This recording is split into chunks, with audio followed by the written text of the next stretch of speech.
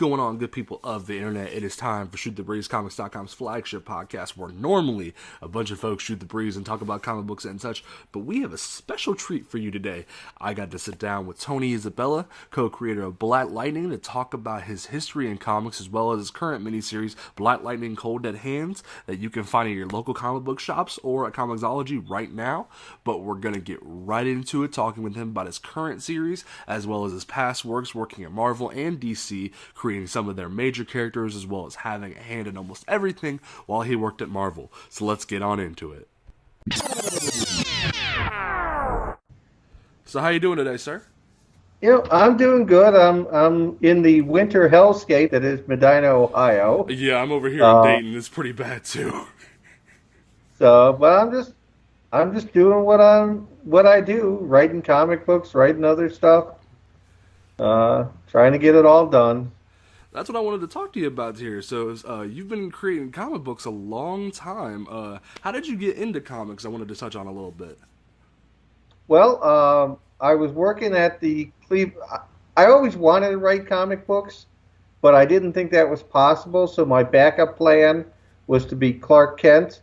So I went to work for the Cleveland Plain Dealer, which is not a good newspaper. Not back then, not now. Okay. And basically, we went on strike. There was a hassle with the Cleveland Mounted Policemen, and I decided I needed to get out of here. So went home, called Roy Thomas, who was editor-in-chief at Marvel, and Roy and I were friends who had corresponded and spoken over the phone. And I asked Roy if there was any kind of a job at Marvel. As it turned out, they had a job that was perfect for someone who could write and who knew the Marvel Universe, and that was assisting Stan Lee and Sal Brodsky putting together the Mighty World of Marvel and other British weeklies. These were reprints of the American Marvel comics, repackaged for Great Britain. We do all the production work in New York and then send them to England to be published and printed there. Okay. And once you get at Marvel, because the staff pay was lousy in 1972, they give you lots of opportunities to do freelance so that you can afford to live. Of course. So I was writing articles for the black and white magazines, and I was writing comic book stories, and Roy Thomas liked my work, so I got more and more comic book writing. He liked my editorial work, so at one point, besides editing the British books, I was editing 3 or 4 of the black and white magazines, and eventually I just transitioned to full-time writer. All right, now let's rewind a little bit back to when you were younger. What made you want to get into comics? Like, what was that one comic you picked up that made you want to read for the first time? I couldn't pin it down to the exact comic. I know that I learned to read I was able to read by the time I was 4 years old. People would read comic books to me. I would pay attention and taught myself how to read from them because I wanted to cut out the middleman. Okay. I know that back then I would read things like Superman and Casper. I kind of remember an old Western character called Red Mask and the Presto Kid. I think I might have even had an issue of Fighting American by Simon and Kirby. I always loved comics, kept reading them. It was Fantastic Four Annual Number 1 that came out in the summer of '63 that convinced me that people, writing comic books, making comic books was a job, and that was a job I wanted. So from that point on, I tried to train myself to write comics. I wrote for fanzines. And these days, I honor that great comic. I recently published the first of 8 volumes of a series of books called July 1963, a pivotal month in the comic book life of Tony Isabella.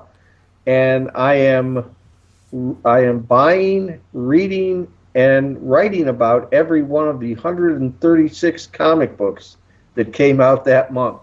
Wow. Yeah, it'll take 8 volumes to get it all done, but I enjoy doing it, and it's just one more thing I do on my long list of things that I write.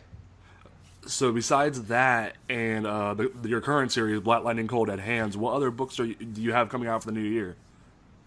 Um, I am working on several nonfiction books. One on diversity in comics. One is a memoirs of sorts. One is a collection of my monster movie reviews. Okay. I have various projects in various stages of development that I don't want to talk about yet. Okay. I'm going to take my hand at, I'm going to try to write a screenplay. Ooh. And from time to time, I used to do this full time. I do ghostwriting for newspaper strip cartoonists. Wow. What made you want to get into that? I needed the work. Okay. All right. So let's back up to your days at Marvel. What were some of the early books that you yourself were writing? Oh, I was writing Ghost Rider. I wrote It the Living Colossus, Luke Cage Power Man, The Living Mummy, Daredevil, Captain America, Champions, Black Goliath, Tigra. I probably wrote an issue of almost every Marvel comic we were publishing because for a while there I was the go-to guy for emergency fill-ins. Before that job went to Chris Claremont and Bill Mantlo, who were much better suited to it than I was. Yeah, I did I was like a ad copy, articles, editing, pretty much whatever they needed.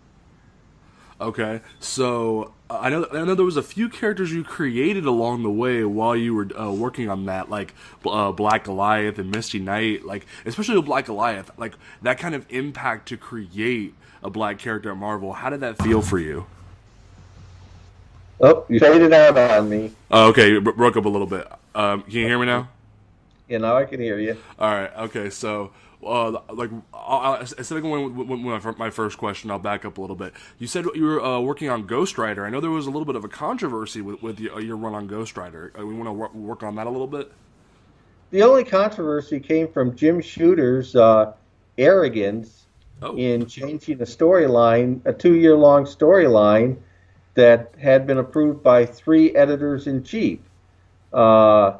Every editor who worked on the book, Roy Thomas, Len Wein, Marv Wolfman, knew where the book was going, knew that it was all building to a point where, in Marvel speak, Johnny Blaze would become a born-again Christian and be free of the power of Satan, but we wouldn't have worded it that way. Okay. And the plan was after that issue, that pivotal issue, which ended up being the last issue I wrote, even though Jim Shooter rewrote it. After that, the book would have been more of a superhero book. Superhero adventures in Hollywood, not unlike Simon and Kirby's Stuntman in the 40s. Jim Shooter took offense to the portrayal of the friend and undid a 2-year storyline, and we'll never be forgiven for that because I get tired of having to explain to people that the friend character was never intended to be a demon in disguise. And logically, there's no way that ending makes any sense. It was just the ever-arrogant Jim Shooter pulling his usual stuff. Yeah, I've been reading a lot into those days at Marvel. Can you give any insight as to what was going on with Jim Shooter at that time? I did not overlap Jim Shooter's time at Marvel by much. Okay. I started there when Roy Thomas was the editor-in-chief, and Roy was great to work with. Once Roy knew you could do the job, he pretty much left you alone. In many ways, all of the writers were their own editors. It was a little more difficult with Len Wein and Marv Wolfman, who had their own ideas of how things should go. I was great friends with Len up to his death, and I'm great friends with Marv now. It was just, young people butting heads.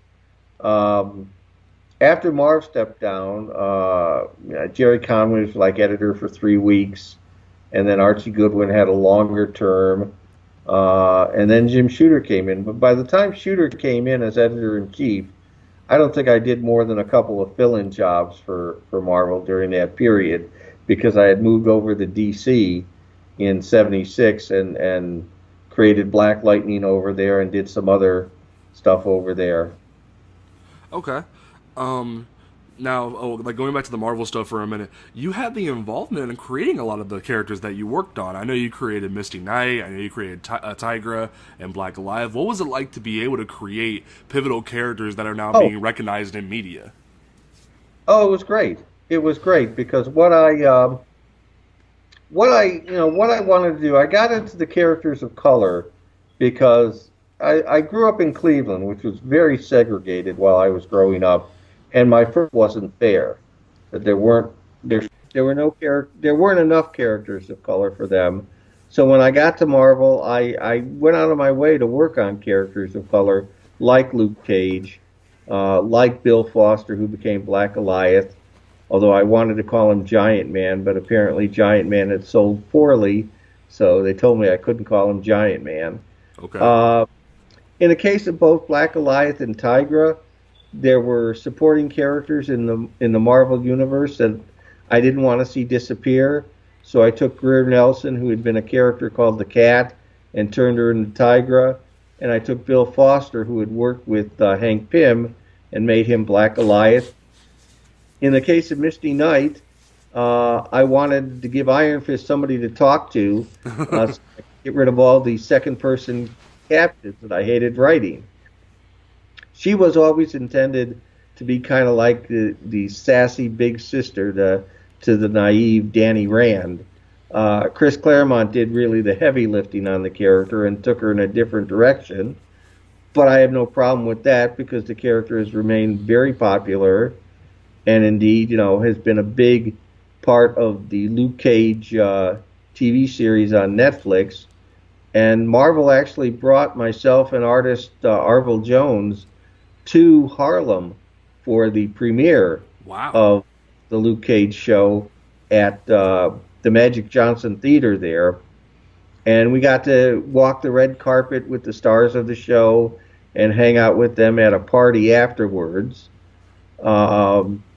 Marvel did the same thing for the Defenders. It wasn't a red carpet deal, it was a special screening, but Marvel flew Arvil and I into New York so that we could attend the special screening of the first couple of episodes of the Defenders. So yeah, it's to me it's just wonderful seeing these characters that I created and worked on reaching, a much larger audience than they did in the comics. All right, yeah. So like with Misty Knight, like she's elevated to a point now where she was working with Sam Wilson when he was Captain America, and like almost being his Black Widow in a sense. So seeing that growth of a character must be great for you. Oh no, I mean I love seeing my characters in movies and on TV. Um, it's I always knew that these characters could go beyond the comic books. In the case of Black Lightning, I always felt that he should take the big three of DC, Superman, Batman, and Wonder Woman, and make them the big four. Oh wow. And of course, this is the year of Black Lightning, Yes. with the TV series debuting in on January 16th, and I'm writing a new Black Lightning series called Black Lightning: Cold Dead Hands, which is a 6-issue series, and issue 3 just came out this week. Yes, I'm about to release my review of that actually. It was a really good book. I wanted to actually like get into Black Lightning a little bit. There's that crazy story about the Black Bomber, and then and then you leading into the creation of Black Lightning. Why don't you talk a little bit about that?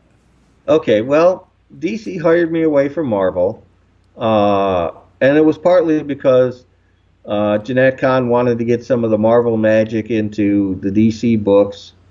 I think back then she liked the Marvel books a lot more than the DC books. And they knew I had worked on characters of color like Luke Cage. But when I came into DC, they handed me 2 completed scripts, not drawn, but complete scripts, for a character called the Black Bomber. The Black Bomber was a white race who took part in chemical camouflage experiments in Vietnam, which were intended to help him blend into the jungle better. Oh. Nothing happened when he was in Vietnam. When he got back stateside, from time to time, this white racist would turn into a black superhero. He did not know that he was a black superhero. The black superhero didn't know he was a white racist. They both had girlfriends. The girlfriends saw the transformations and apparently never thought to mention it to significant others. Um, in each of the two scripts, uh, as the white racist, he saves somebody he can't see clearly and then is horrified to learn he risked his life for a black person. In one issue, he saves a baby in a baby carriage, and we discover when he the black child, he says, honest to God, this is in the script, he said, you mean I risked my life for a jungle bunny? Oh. The cherry on top of this crap Oh. was that his superhero costume was essentially a basketball uniform. Oh my gosh. DC wanted me to punch up these two scripts and then start writing the book with the third issue. I refused. I said, you cannot publish these scripts. These are the most offensive comic book scripts I have ever read. And they go, but we paid for them. I said, you can't publish them. If you publish them, people will come to the offices with pitchforks and torches. They go, how do you know that? I said, because I will be leading them. This conversation, this argument went on for a couple of weeks. Oh my gosh. Until I finally boiled it down to the question they couldn't really set aside, which was, do you really want DC's first major black superhero to be a white racist? And then they kind of went, oh, yeah. So I was given a couple of weeks to create a new black character, taking nothing from the Black Bomber. I created Jefferson Pierce, who was created before the Black Lightning part of the character came into it. He was a school teacher because I knew kids could relate to a school teacher. He was an Olympic athlete because he had to have the physicality to take on the organized crime. And when I was wandering around the DC offices trying to come up with a superhero shtick for him, I saw a sketch of a Wonder Woman cover in which Wonder Woman was lassoing a black lightning bolt and saying something like, Hera, help me stop this black lightning bolt from destroying the city. And I said, Black Lightning, that's kind of catchy. So using that name, I then built the electrical powers into the character. Okay. So when I presented Black Lightning to DC, he was fully formed. The only thing that hadn't been done at that point was the costume, and the costume was created by several people. Trevor Von Eden, who was the first artist, Bob Rozakis was involved in it, Joe Orlando was involved in it, and I was involved in it. I must say, because that first appearance, that had to have been groundbreaking. And in fact, this is the anniversary of that first issue I saw on Twitter today. It's yes, that had to have been huge for you. It was. There were difficulties working with DC, involving them not honoring their agreements with me, and it caused a lot of bad blood between us over the years. But a few years back, Jeff Johns reached out to me. DC had new management. Jeff reached out to me, and DC and I started working towards a reconciliation of sorts. And one of the first things they asked me to do was write a paper called Black Lightning's Core Values. And that's kind of the basis for both my current comic book work and the TV series. That's where it started. And then over the past couple of years, when Salim and Mara Brock Akil were hired as showrunners, we had a big conference call between us where they asked a bunch of questions and gave me some idea of what they were doing. Salim flew me to Burbank to meet with the writers of the Black Lightning show, and I spent a day with them. And I've seen the first episode, and I'm very pleased with it. It is not a Black Lightning I've written personally. He's an older guy. He's a principal. He's got 2 grown daughters. But he fits squarely in with the core values and the writers for the work I did on Black Lightning and for the character in general. And it reminds me that Black Lightning is so much bigger than Tony Isabella. For many readers, and I know this, they come up to me at conventions and hug me. They tell me Black Lightning is the first comic book they ever bought for themselves because it's the first time they saw themselves in a comic book. That's an awesome responsibility for me and everyone else who works on the character. Yeah, that's got to be huge for you. Like, I know when I was a kid, my dad handed me a copy of that series. He handed me issue number 2, and it blew my mind because I was reading Teen Titans at the time and seeing that there could be somebody my color in a comic book. That was groundbreaking for me. So that kind of influence that you have has to be amazing. Oh, I tell you, every year I go to the East Coast Black Age of Comics convention in Philadelphia, which is a smallish convention. It is dedicated to characters of color, creators of color, the fans and readers of these characters. Almost everybody who's set up there is a creator of some sort, so there's a lot of mutual support. This year, they gave myself and Don McGregor their Lifetime Achievement Awards. Wow. And that was just, my wife, who's now able to come to some conventions with me, was there. Don McGregor is an old dear friend of mine. So to get that great award, on the same evening as Don got his, was just miraculous. I mean, one of the great experiences of my life. And this has just continued. The Akron Comic-Con staged a reunion of Trevor Von Eaton, the original artist, Jack Harris, who was our editor of the original series, and we all got Black Lightning plaques. Wow. So getting together with Jack and Trevor for the first time in decades was wonderful. And just, the stuff that's been happening to me lately, Cleveland Magazine, which is a big deal in Cleveland, has named me one of their most interesting people of 2018. Whoa.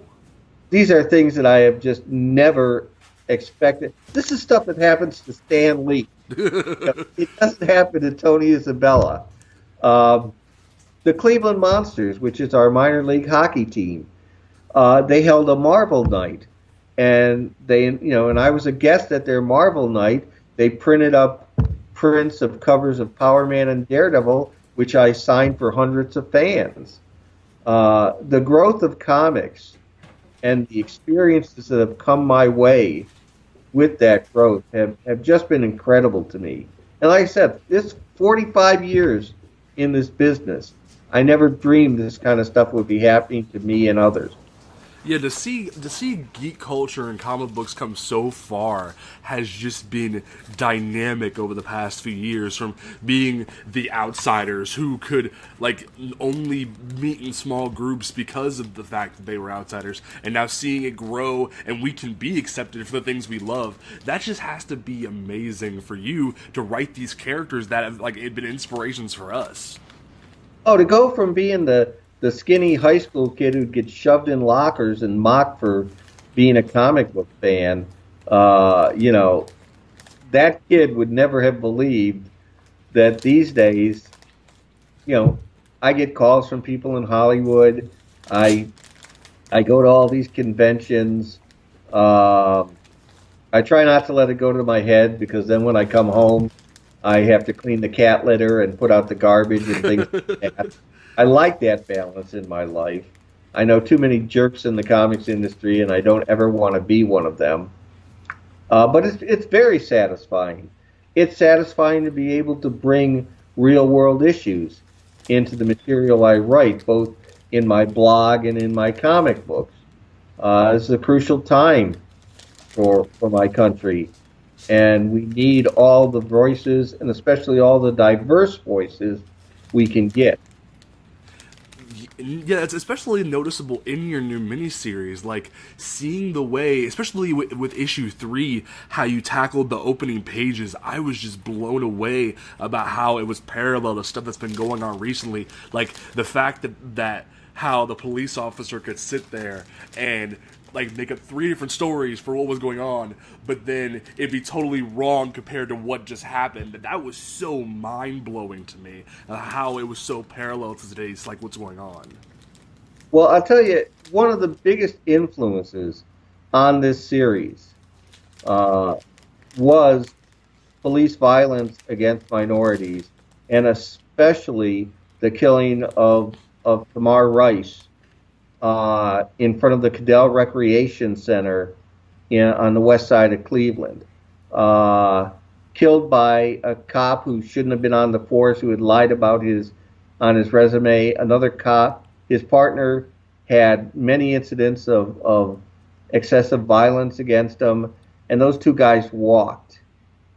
And I felt a special connection to that because the Cadell Recreation Center was actually where I met my 3 black friends that I had back when I was a kid, because I had started a comic book club that met at the Cadell Recreation Center. And indeed, the Recreation Center in the 3rd issue, the Massaro Recreation Center, is named after David Massaro, who was a high school teacher, who was a film buff and a historian and a science fiction buff. And I met Dave through his movie club at Cadell, and he was one of the sponsors, because I was so young, of the comic book club that we started there. So I had a lot of emotional connections to the Cadell Recreation Center, and then to have it become the scene of such a cruel and unnecessary killing. That really is one of the driving forces of this 6-issue series. Now, especially with this miniseries, I know that there's been a few different people who have had backlash against this series. You even like tweeted out earlier this week that you had to block some alt-right people who were messing with you. And some people just don't understand that Black Lightning has always been an activist for his community. So that has to be... Superheroes have always been activists. From the earliest days of Superman. The alt-right Nazis might not like this. The conservative comics creators might not like this, but superheroes are children of FDR. They are liberal and progressive by their very nature. Agreed. And comic books have always dealt with these kind of issues. Maybe not as openly as we get to do it now, but it's always been part of comics. Comic book superheroes have always had a liberal, progressive basis. And since I am a liberal progressive, I love writing these kind of stories. Yeah, and like I honestly, over the past few years, I've seen myself more in like the middle when it comes to a lot of political issues. But seeing how much of an impact this story can have on me, and seeing how like just overall the current climate has shifted to allow more diverse stories. Like, how do you feel about seeing more African American superheroes, more diverse superheroes in general? How do you feel like that you've paved the way for that kind of thing? I don't know if I've paved the way, because pretty much all of the Marvel writers that I started with, Roy Thomas, Marv Wolfman, Len Wein, Bill Mantlo, Don McGregor certainly, Steve Gerber certainly, we all tried to bring more diversity to the comics. So I can't really claim solo credit for that. Well, I will say that my definition of diversity in comics these days is that if somebody's reading our comics, they should be able to see themselves in some of our comics. White, black, gay, straight, conservative, liberal, religious, atheist. Black Lightning. Jefferson Pierce is a man of faith. He goes to church. Um, it's to my mind, if we have readers, they should be able to see themselves in those comics. And to be honest with you, some of my favorite comics are comics starring characters written by creators who are not, like me, and starring characters that are not like me. Ms. Marvel is one of my favorite books. I just love that book. And there's so many other great books like that out there. And that's basically, as long as I can keep writing, I want to be part of this movement to make our comics more diverse and have them tied to the real world more. I love the fantastic adventures, but I think they work best when there's a connection to the real world. Oh, most definitely, most definitely. Now, breaking more into the story itself of like Black Lightning, Cold Dead Hands, I noticed as a big fan of Jefferson over the years that you kind of soft rebooted him a little bit with this. Like, Yeah, that's a good term for it, soft reboot. Um, I did not want to deal with 40 years of continuity, not all of which. I think can be a trap. And I knew I was going to tick off fans who never want things to change. But I don't write Black Lightning the way I did in 1976 or the way I wrote him in the 1990s. So I did a soft reboot because one of the things, when DC told me I could do whatever I wanted to do things with the character I'd never done before. So he's younger. He's never been married. He has an actual family. His father passed away. He's been a superhero for a while, but for the past couple of years, he's been off the grid because his father was dying and they moved back to Cleveland so his father could spend his last years with his family and friends. He's got a couple of cousins who basically take the place of the daughters. We've mentioned Lynn Stewart. We'll actually get to meet her in issue 5. yes! I redesigned Tobias Whale because when I first created the character, I felt that Marvel was making the Kingpin too soft. But Kingpin is anything but soft these days. I didn't think there was any need to do Tobias Whale the way he's always been done before. That's basically what I wanted to do. I wanted to do things with the character that I've never done before. He's finding new ways to use his powers. He's got a more diverse cast than ever before. His best friend is Tommy Calavito, who was actually a man in the 90s series. But as I finished the first script, I realized I didn't have any strong women characters who weren't evil. So I said, hey, I'm going to change Tommy with a Y into Tommy with an I. And it's given me the opportunity to write the two of them as a brother and sister. And I'm really enjoying that. So you've seen the third. I don't want to give away too much for people who haven't seen the third issue, but yeah, we got quite a cast of characters, and there'll be more of the same. I got surprises coming up in every one of the remaining issues. There are big surprises, and there'll be a few cameo guest stars in the final issue.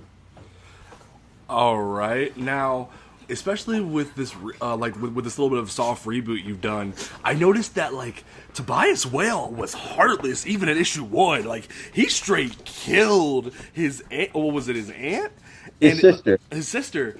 And it was Yep. just like, dang, you went from being the guy who told people what to do to just straight up just taking people off the table. It was like crazy to see that. He's not a nice man. He's not a nice man.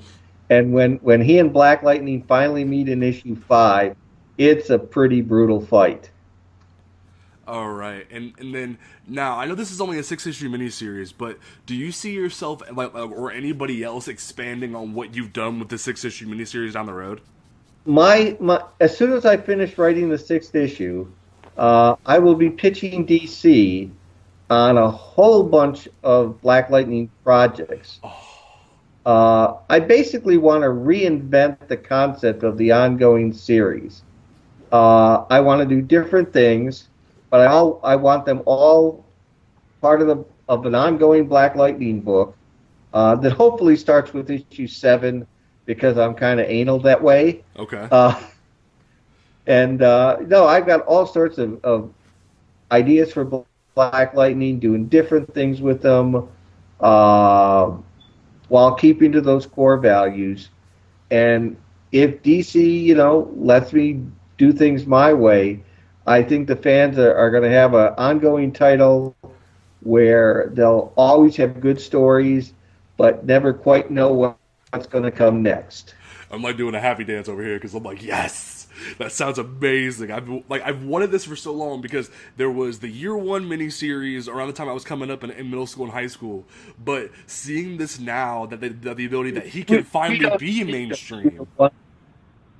Yeah, we don't speak of the Year One series over here. Oh, okay. Why is that? I want to know your opinion on that. We don't speak of the Year One series right. over here. All right, I'll back off. You'll have to read into that. Okay, I'll have to dig a little bit into that and see what I can dig up on that. But now with this ability to reinvent a little bit, do you see the ability to introduce Thunder and Lightning down the road? See that growth of his daughters, maybe bring them back? Well, no, not as his daughters, but they're already in the book. Okay. They're in issue. They're his cousins. Okay. And if you read the book closely, you will see that they do have powers. Ooh, yes. Okay. They're not using them, and they're still being trained in them, but they have powers. All right. And then there's one thing that's always bugged me as a fan for so long, and I wondered if it bugs you as well. The comparisons between Jefferson and Virgil Hawk and Static. How have you felt that the one, like a character like Static, has sort of overshadowed, overstepped Jefferson in a lot of ways over the years? Well, you have to understand. I love the Static comics that were done by Milestone. I love the Static Shock cartoon series. I absolutely hate how the fans seem to think that these characters have to be joined at the hip. Yes. And my take on that is, if you put Black Lightning and Static together, then you either reduce Black Lightning to the role of mentor, or you reduce Static to the role of sidekick, and both of the characters are better than that. So I never really want to see them together.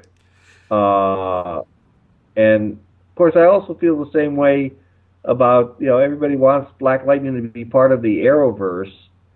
And while I don't have any control over that, I think Black Lightning stands on its own. I love the Arrowverse shows. They're very edgy in a fantasy sense. Black Lightning is edgy in a real world sense. And like I said, I don't have any say-so over the TV show, but my preference would be for just Black Lightning to stand on his own. And if people want to see other superheroes in the TV series, well, we already know his daughters have powers just from the trailers. And I can't say more because it hasn't come out yet. I can't. I can't. I was sworn to secrecy. I wasn't even allowed to take photos when I met with the writers. Understandable. Because I know that whole little issue with the mentor thing, because there was an episode of Young Justice when it was on where they had one scene where they were together, like tackling like an issue together, and Jefferson said, "You ever need a mentor, Virgil? You give me a call." And I was like, "No, don't do that. That's gonna confuse people." And it was very concerning to see that, because as cool as that dynamic would be, I feel like people seem to think, like you said, that he's joined at the hip with him. There was even a point where Jefferson was in the Justice League comics, right before the New 52, and when the Milestone characters had a team up with the Justice League, someone was like, "Is that Static?" I was like, "No, stop it!" So seeing that differential, I feel as if both can exist, especially with DC making the announcement that Milestone is coming back. Do you feel like that might cause a little bit more help to differentiate the two, now that there could be separate universes, sort of what they're doing? I don't really, I tend not to worry about what other people are doing. I mean, I'm sure that if the Static comic is as well written and as well drawn as it was originally, I'll enjoy it. Uh, but yeah, I don't, working on Black Lightning and my other projects takes up all my time. Um, I don't really have information to worry over much about what other people are doing. And to wrap things up a little bit, with like you said, you had plans for Black Lightning for multiple things, but what did you mean by you want to change things up when it comes to the ongoing series?